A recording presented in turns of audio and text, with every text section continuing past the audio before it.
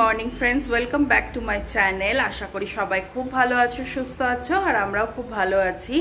আজকে হচ্ছে শনিবার, এখন বাজছে 11:30। এখন থেকে আমি আমার ব্লগটা স্টার্ট করলাম। কালকে রাত্রিরে অভিজিৎ এসছে অনেক লেটে, প্রায় 1:30টার সময় বাড়ি ঢুকেছে। তো কালকে আর তোমাদেরকে সেটা জানানো হয়নি, কারণ কালকে আমি একটা অন্য ধরনের ব্লগ দিয়েছিলাম। আশা করি তোমাদের খুব ভালো লাগবে আমার ব্লগটা। আর দেখো, কালকে স্কিন কেয়ার করার পর আমার স্কিনটা কতটা গ্লো করছে আজকে সকাল থেকেই। একদিনেই যথেষ্ট গ্লো করছে, তোমরা আশা করি দেখে বুঝতেই পারছো। তো তোমরা করো, আমিও চেষ্টা করব এখন টানা 7 দিন করার। তারপর তোমাদেরকে দেখাবো যে আমার স্কিনটার কন্ডিশন কেমন। তারপর তোমরা এমনিই বুঝতে পারবে, আর যারা যারা করবে তারা ফার্স্ট থেকেই বুঝতে পারবে যে স্কিনটা কতটা গ্লো করে। তো যাই হোক, চলো দেখতে থাকো। আজকে শনিবার কি কি করি না করি, কোথায় যাই না যাই, সব কিছুই তোমাদের সাথে শেয়ার করব। তো চলো সাথে থাকো। তো গাইজ, রান্না বসিয়ে দিয়েছি। আজকে রান্না সেরকম কিছু করব না, তার কারণ হচ্ছে অভিজিৎ কালকে 2 দিন ধরে বাইরে খাওয়া দাওয়া করেছে। তো ওর বলছে যে একদম হালকা পাতলা কিছু খাবে। তো সেই জন্য মাছের ঝোল করলাম। কালকে মাছ আনিয়েছিলাম, ফোন করে দিয়েছিলাম, ওরা এসে মাছ দিয়ে গেছিলো। আসলে যেখান থেকে আমরা মাছ নিই ওদেরকে ফোন করে দিলে ওরা মাঝে মধ্যে ফোন করলো, মানে সবসময় না অবভিয়াসলি, যেহেতু ওরা ডেলিভারি চার্জ নেয় না, তো সেই জন্যে মাঝে মধ্যে ফোন টোন করে দিলে এসে দিয়ে যায়। তো ওই কারণের জন্য ফোন করে দিয়েছিলাম, দিয়ে ওরা এসে দিয়ে গেছে মাছটা। তো রুই মাছ নিয়ে এসেছিলাম, মানে নিয়েছিলাম আর কি, অর্ডার করেছিলাম। তো ওই মাছের ঝোলই করলাম। আর কালকে করেছিলাম বড়ার তরকারি, ডালের বড়া করে, মটর ডালের বড়া করে তরকারি বানিয়েছিলাম। তো ওই তরকারিটা রয়েছে, কালকে রাত্রিরে আর ওই তরকারিটা দিয়ে খাইনি। তো সেই জন্য ওই তরকারিটা রয়েছে, ওই তরকারি দিয়ে আর মাছের ঝোল দিয়ে আমাদের তো এ বেলাটা হয়ে যাবে। ও বেলাটা দেখা যাবে কি করি না করি। তো এই হচ্ছে ব্যাপার। আর কাজের দিদিও এসে গেছে, কাজের দিদিও বাসন মাজছে। ওই যে ঘর ঝাড় দেওয়া পোছা হয়ে গেছে, বাসনটা মাজলেই হয়ে যাবে। কিন্তু আজকে আর কড়াই খালি করে দিতে পারলাম না, তার কারণ মাছের ঝোল বসিয়েছি, হবে না খালি করা। তো যাই হোক, ঠিক আছে, দেখা যাক কি হয়, আমাকেই মেজে নিতে হবে। তো এই হলো ব্যাপার স্যাপার। তো যাই হোক, চলো এবার আমি আজকে শ্যাম্পু করব। সেদিনকারই তোমাদেরকে বললাম যে আজকে শ্যাম্পু করব। তো আমি চটপট এখন চান করতে চলে যাব, শ্যাম্পুটা করে নেব মাছের ঝোলটা নামিয়ে। তো চলো দেখতে থাকো। তো আমার স্নান টান হয়ে গেছে, এখন বাজছে 1:30। আমি স্নান টান করে চলে এসেছি, ভাত বসিয়েই গেছিলাম স্নান করতে। তো ভাতটা হয়েই এসছে, এখনও নামাইনি, নামাবো। তো শ্যাম্পুটা করলাম। শ্যাম্পুটা জানি না, এখনও তো আমি সেরকম রিভিউ কিছু দিতে পারবো না, বিকজ একদিনই শ্যাম্পু করেছি। তবে এটা বলতে পারি, শ্যাম্পুটার স্মেলটা অসাধারণ। অসাধারণ মানে অসাধারণ। ঘরে এসছি, রণ পর্যন্ত বলছে মা কি সুন্দর গন্ধ বেরোচ্ছে। তো স্মেলটা খুব সুন্দর। আর আরেকটা জিনিস বলবো যে যে মাস্কটা আছে, দাঁড়াও বলছি এক সেকেন্ড, যে মাস্কটা আছে সেই মাস্কটা একদম পুরো একদম প্রফেশনাল প্রোডাক্টের যেরকম মাস্ক হয় সেই রকম পুরো একদম থিক মাস্ক। আর ভীষণ ভালো লাগলো আমার ইউজ করে।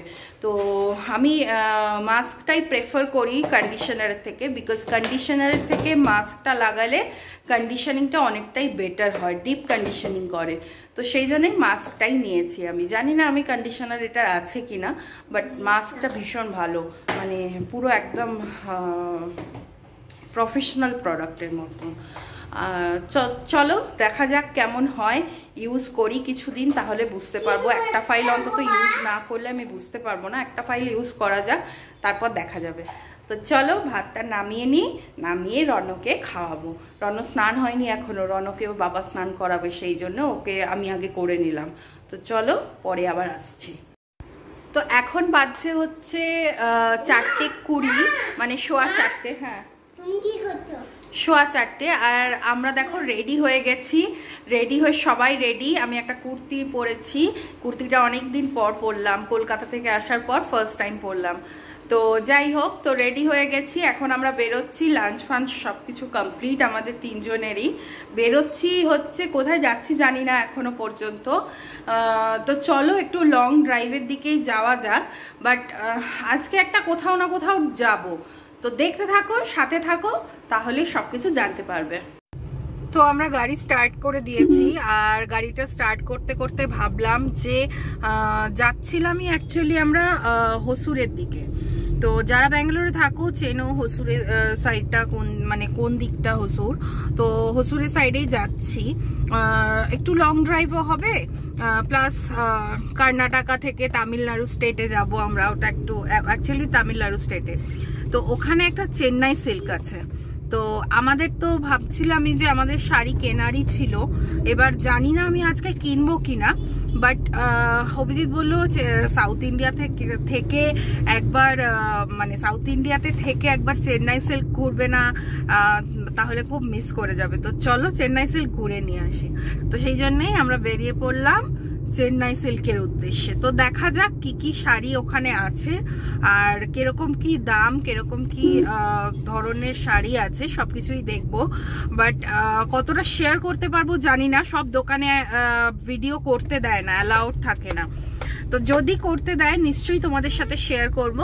বাট বাড়ি এসে যদি কিছু কিনি, তো বাড়ি এসে তো অফকোর্স তোমাদের সাথে শেয়ার করবো, আর কিরকম কি রেঞ্জ সেগুলোও আমি তোমাদের সাথে শেয়ার করে দেবো। তো চলো দেখতে থাকো। তো আমাদের বাড়ি থেকে যখন আমরা বেরিয়েছিলাম তখন দেখাচ্ছিল 1 ঘন্টা 10 মিনিট, 40 কিলোমিটার দেখাচ্ছিল। তা এখন বেশ অনেকটাই চলে এসেছি আমরা, এখন 58 মিনিটস দেখাচ্ছে। তো আমরা যাচ্ছি হচ্ছে জিগানি দিয়ে। অনেক রাস্তা দিয়ে যাওয়া যায়, এটা নাইস রোড হয়ে যাওয়া যায়, সব রাস্তা দিয়ে যাওয়া যায় বেসিক্যালি তামিলনাড়ুর দিকে। কৃষ্ণগিরি ড্যাম আছে ওই সাইডটাতে বেসিক্যালি। তো আমরা কৃষ্ণগিরি ড্যাম যখন গেছিলাম তখনই এটা দেখেছিলাম, তো তখন আর যাওয়া হয়নি, কিন্তু এখন যাচ্ছি। তো যেটা বলার জন্য বললাম, তো এখন আমরা জিগানি হয়ে যাচ্ছি। তো এখনো 58 মিনিটস দেখাচ্ছে। তো চলো দেখতে থাকো, খানিকটা যাই তারপর আবার আসছি। তো আমরা মেন রোডে হাই রোডে উঠে গেছি, যেটা হচ্ছে তোমাদের চেন্নাই হাইওয়ে, তাই তো? চেন্নাই হাইওয়ে, এই হাইওয়েটা চেন্নাই যায়, চেন্নাই হাইওয়ে নয় বেসিক্যালি, বাট চেন্নাইয়ের দিকে সব এই হাইওয়ে দিয়ে যাওয়া হয় আর কি, তাই তো? হ্যাঁ, তো এই হাইওয়েতে উঠে গেছি আমরা। আর এখান থেকে আধ ঘন্টাই দেখাচ্ছে। আর এখানকার ওয়েদারটা দেখো কিরকম হয়ে রয়েছে, পুরো বাপরে বাপ, মনে হচ্ছে যখন তখন বৃষ্টি নামবে এরকম কন্ডিশন হয়ে রয়েছে। আর বেশ ঠান্ডা ঠান্ডাও আছে, বাইরে তো সব জ্যাকেট ট্যাকেট পরেছে, কিন্তু আমি তো দেখে আবার একটু হাসছিলাম। তা অভিজিৎ আবার বললো যে না সত্যিই ঠান্ডা আছে। কালকে যখন ও এয়ারপোর্টে নেমেছে বলছে এত ঠান্ডা লাগছিল, বলছে যে মনে হচ্ছে যেন জ্যাকেট হলে একটা ভালো হতো। আসলে মুম্বাইতে নাকি মারাত্মক গরম ছিল, কলকাতার মতন গরম ছিল, দিয়ে আবার এখানে এসে এতটা ঠান্ডা, 22 ডিগ্রি তখন চলছিল। যখন ও এয়ারপোর্টে নেমেছে তখন 22 ডিগ্রি ছিল। এমনি রোজই রাতের দিকটা 22 ডিগ্রি 21 ডিগ্রি করে হয়ে যাচ্ছে টেম্পারেচার। তো সেই জন্য বেশ একটু ঠান্ডা ঠান্ডা মতনই আছে। তো যাই হোক, এই যাচ্ছি এখন, আধা ঘন্টা লাগবে। তো চলো আবার আসছি একটু পরে। তো আমাদের এখান থেকে এখনো 24 মিনিট দেখাচ্ছে, বিকজ সামনে একটুখানি জ্যাম আছে সেই জন্য। আর দেখো আমরা কিন্তু এটা তামিলনাড়ু স্টেটে ঢুকে গেছি, টোল রোড, টোলটা ক্রস করলাম। এর আগে একটা টোল ক্রস করলাম, ওটা ক্রস করার পরেই এটা হচ্ছে পুরো তামিলনাড়ু স্টেট। আমরা কর্ণাটকা ছেড়ে এখন তামিলনাড়ুতে আছি, আর খানিকটা গেলেই আমি আমাদের ডেস্টিনেশনে পৌঁছে যাব। তো চলো একবারে গিয়েই তোমাদের সাথে দেখা হচ্ছে। একটা জিনিস তোমাদের দেখাতে আসলাম। তো দেখো এখানে যেহেতু কর্ণাটকায় ক্র্যাকার্স হচ্ছে ব্যান, তো সেই জন্য এখানে দেখো সারা বছরের জন্য এই দোকানগুলো সারা বছরই থাকে এখানে। তো যে কোনো রকম অকেশনেই এরা বাজি ফাটায় অ্যাকচুয়ালি।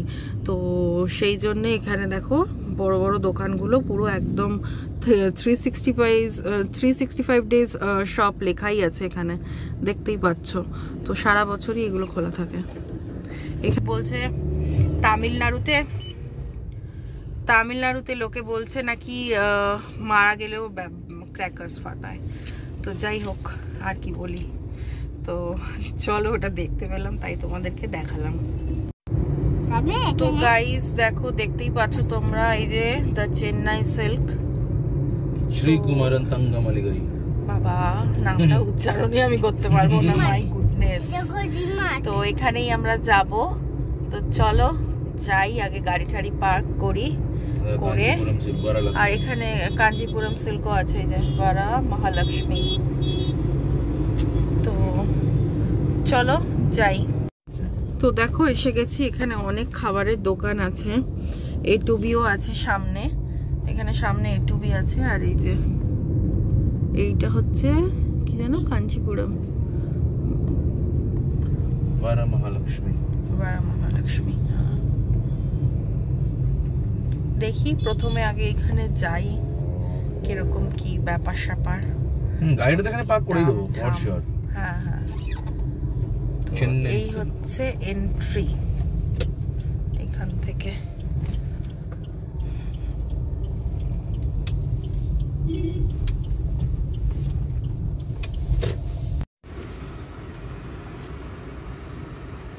இது சென்னை செல்ஃப் பார்க்கிங் தானே? ஆமா.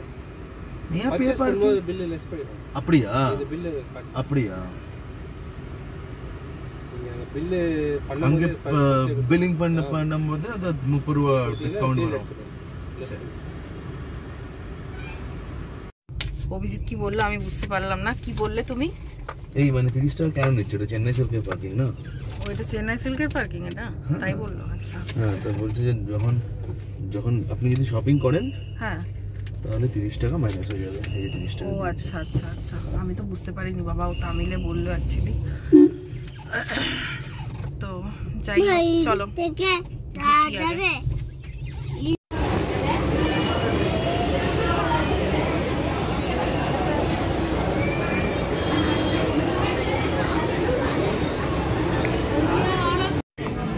তো এখানে জামা কাপড়ও আছে, পুরো একটা মল টাইপের রয়েছে চেন্নাই সিল্কের।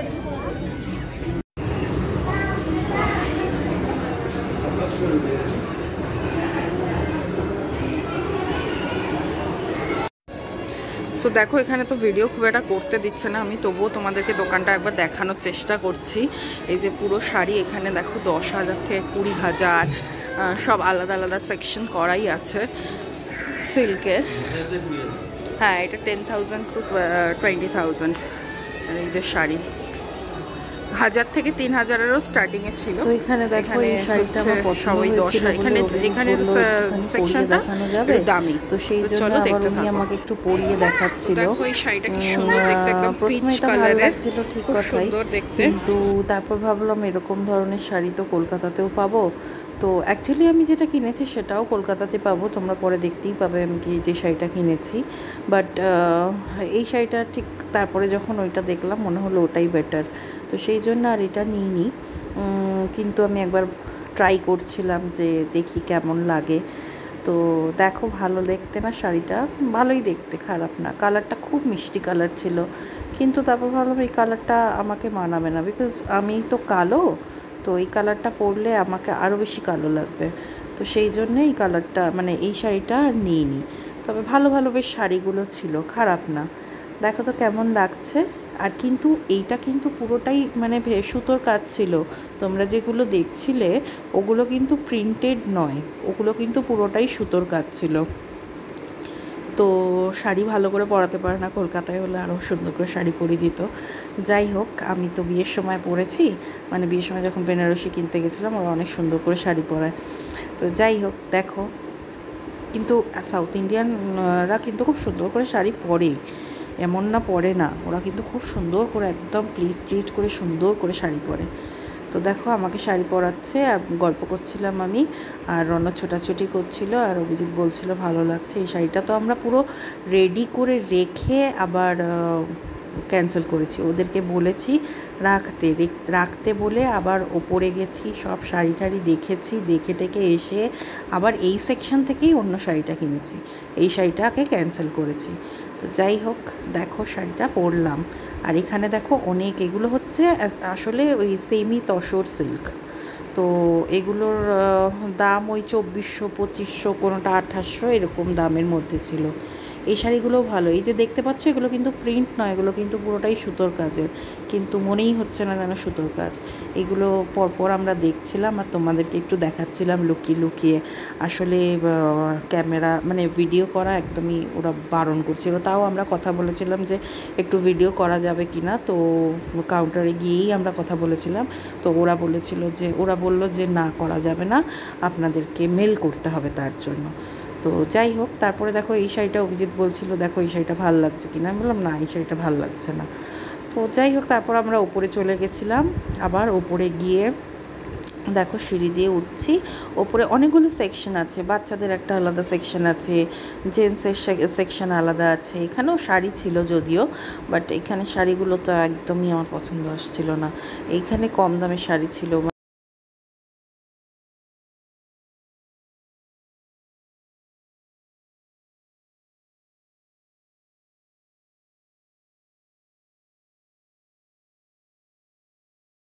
তো চলো, কিনে নিয়েছি আমি শাড়ি একটা, দেখাচ্ছি তোমাদেরকে বাড়িতে গিয়ে। কিন্তু তার আগে আমরা একটু পেট পুজো করব, তার জন্য নিচে আজকে অনেক রেস্টুরেন্ট।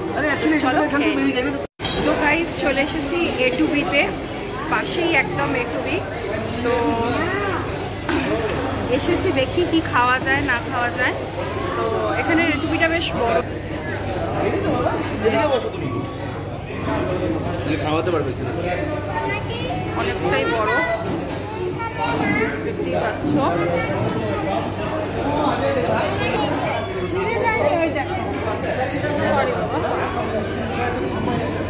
আমরা কি খাবো রনু? দোসা খাবো, আচ্ছা। বাকি বলে দেবো দোসা নাও। চলো অর্ডারটা করি আগে, দেখি কি কি খাওয়া যায় না খাওয়া যায়। আগে অর্ডারটা করে নিই, তারপর বলছি তোমাদেরকে। তো দেখো আমাদের খাবার দাবার চলে এসেছে। আমি অনিয়ন উত্তাপাম অর্ডার করেছিলাম আর ও রাভা ধোসা অর্ডার করেছিল। তো চলো খেয়ে দিয়ে নিই, দাঁড়াও খেয়ে নিয়ে তারপর পরে আবার আসছি। তো দেখো আমাদের কফিও চলে এসেছে, ফিল্টার কফি নিয়েছি দুজনে দুটো। আর কফি বললো যে আরেকটা ধোসা অর্ডার করবে, তো আরেকটা পরি ধোসা অর্ডার করলো। ওটা দিয়ে যাক, তারপরে দেখাচ্ছি। এই যে আমাদের ঘি পরি ধোসা এসে গেছে, হাফ হাফ করে নিয়েছি দুজনে, বিশাল বড়। আর এই পরি ধোসাটা ভীষণ ভালোবাসে রণ খেতে, তো রণকে দিচ্ছি। কেন এরকম করছে এটা? তো বন্ধুরা আমরা বাড়ি চলে এসেছি, এখন বাজে হচ্ছে 9:45। বাড়ি ঢুকে গেছি। আর হচ্ছে কি যেন বলতে গেলাম, হ্যাঁ তোমাদের সাথে শাড়িটা শেয়ার করব, কি শাড়ি কিনেছি। কিন্তু আগে চেঞ্জ করে নিই, তারপর দেখাচ্ছি কি শাড়ি কিনলাম।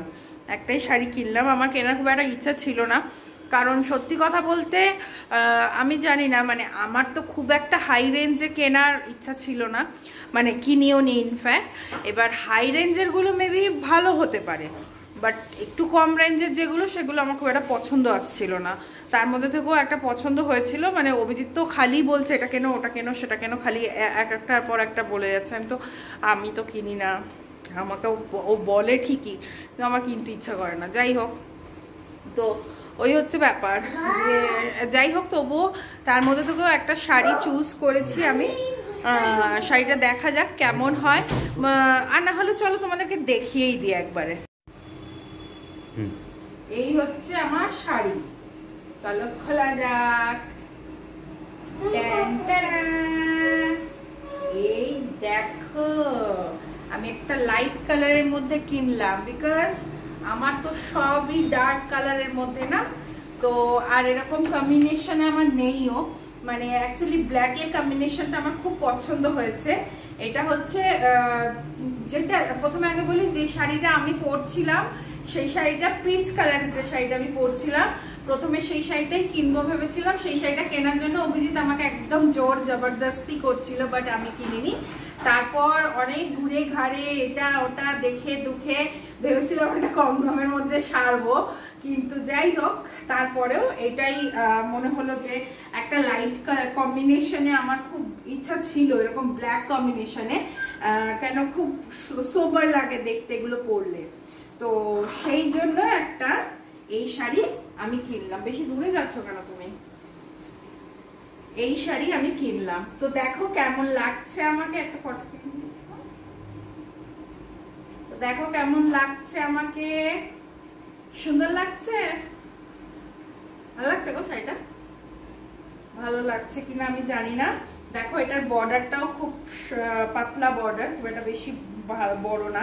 আর সব থেকে বড় কথা হচ্ছে এর ব্লাউজ পিস হচ্ছে কন্ট্রাস্টে, এই যে কন্ট্রাস্টে ব্লাউজ পিস।